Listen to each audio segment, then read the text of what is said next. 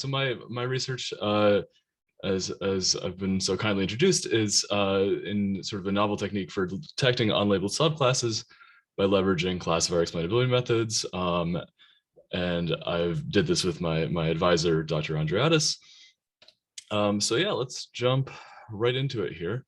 So let's talk a little bit, let's frame kind of the problem that we're trying to solve, right? So it's really a data analysis problem. So imagine you get a huge unknown data set coming down from, for example, scientific instrument or something like that, and you have some preliminary labeling, but you want to be able to tell how basically if there is some structure inside your data set that isn't necessarily captured by the labeling that you have, right? So my advisor calls this the clown problem, in that you have the clown shoes here, you have the clown nose, the clown permit, the clown hair. They're all labeled clown, but they're clearly different from each other, right? They have different morphologies, whatever, and you want to be able to figure that out. And this sort of structure is really kind of not great for data analysis because if you have a huge data set, millions and millions of instances with say only like 10% weird samples like this, or even lower than that, and thousands of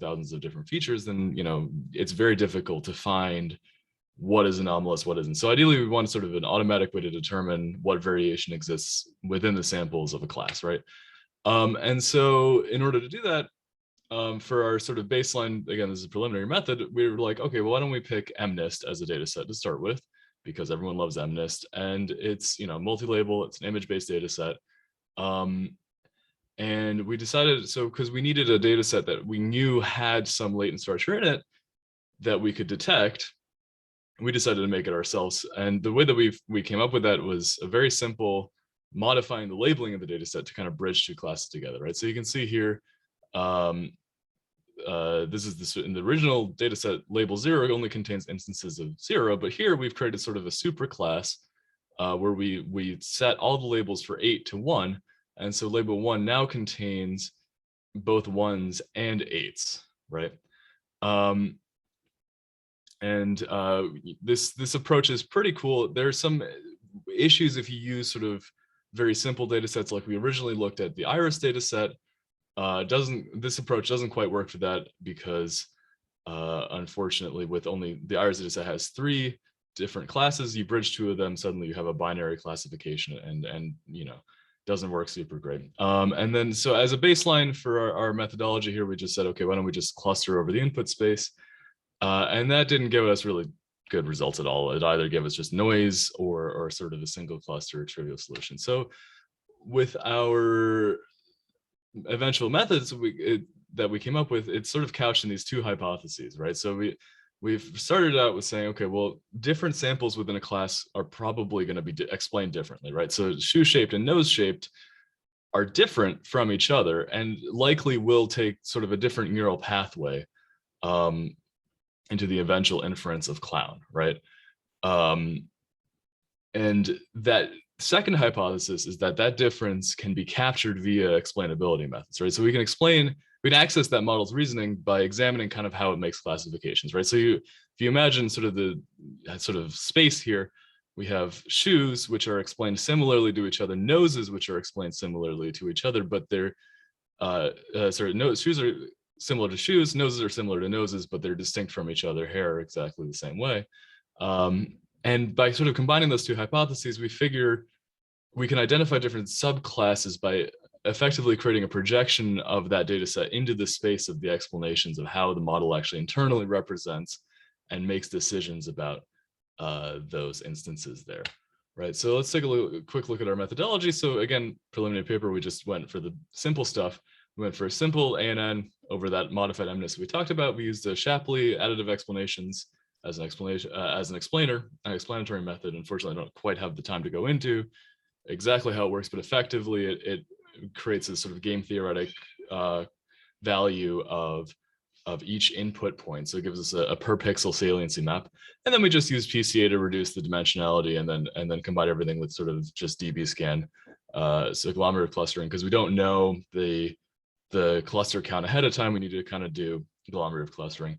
And it doesn't necessarily, the cool thing about that whole methodology is that it doesn't necessarily presume knowledge of any of the model internals, right? So it's a black box method which makes it generalizable to any kind of ML model, not just neural networks, right? And then what we found was that the latent structure is actually evident in the cluster membership, right? So if you look at here, this is sort of a zoom in of one of our results here.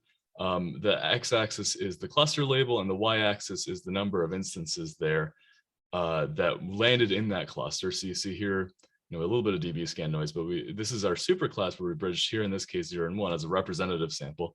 And we found that we sort of see a bimodal distribution where we have roughly 50% split. It's not perfect, but we're again, this is a random sample from MNIST, so the original true count is also not 50-50. And we can see that we have, some are in cluster 1 and some are in cluster 2, right? And you actually don't see that in any of the not bridged classes, right? So here's class 4, which was sort of an original unmodified class. And you can see that again, everything pretty much landed in this one cluster here with a little bit of noise and some other noisy clusters out here. But for the most part, everything landed in one. And we actually did an exhaustive pair search, and we showed that we can actually have sort of good results across all pairs, all 45 exhaustive pairs of bridges there. And so zooming out a little. You have 1 minute, please. Yes, no, we're almost done. And you can see again that here the superclass here is the only one where you see that sort of bimodal behavior, and the rest of them are, again, just because they're not bridged, you only see that they're all explained effectively the same way. And then, so yeah, so in terms of future work, again, our current methodology is very basic, so we kind of want a better clustering method, better explanation method, that kind of thing. We also want to take a look at sort of white box analysis of deep neural models, so like comparing layer activations, that kind of thing. We want to be able to do a little bit more explanation on more diverse data types, so more complicated image sets, data, audio, so text, audio, tabular data, that kind of thing. And I'll actually be doing my PhD work in this subject. So if you're interested, please reach out to me at this email here, p.kage@acuk. And yeah, so thank you so much. And any questions?